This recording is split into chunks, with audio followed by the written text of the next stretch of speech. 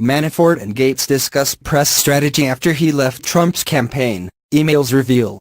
Newly unsealed court documents reveal August 2016 emails between former Trump campaign manager Paul Manafort and his former deputy Rick Gates in the days after Manafort left the Trump campaign, discussing a press strategy to defend himself after his departure.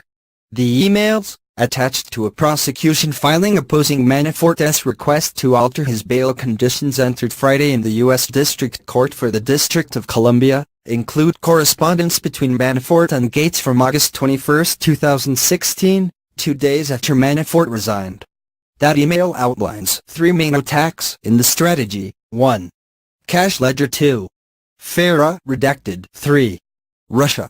Manafort and Gates charged in October with, among other charges, making false or misleading statements on Foreign Agents Registration Act (FARA) filings and acting as unregistered agents of a foreign principal, Ukraine. Another email, dated September 5, 2016 from Gates to Manafort, contains a strategy memo titled Outline of Issues. The document includes a section about PJM work in Ukraine, with the first points being 1. Never worked in Russia or for Russians, and 2. Work was centered on pro-Ukraine efforts to enter into the EU.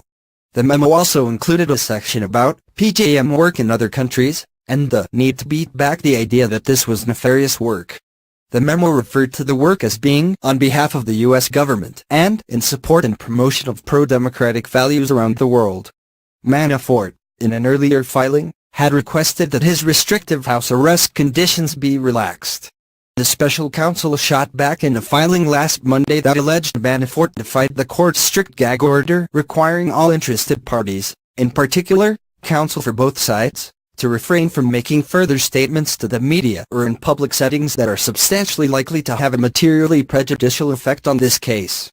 Manafort, the government alleged, worked with a Russianist to draft an op-ed that was published in the Kiev Post in hopes of influencing public opinion. After Manafort's attorneys replied on Thursday, the government responded late Friday, saying Manafort's conduct raises serious concerns about his trustworthiness, that warrant denial of his request for relaxed conditions of release. The court also unsealed a declaration from FBI Special Agent Brock W. Doman, which contained a detailed accounting of Manafort's revisions to the op-ed, which was published Thursday under the byline "If Oleg Voloshin, the former spokesperson of the Ministry of Foreign Affairs of Ukraine."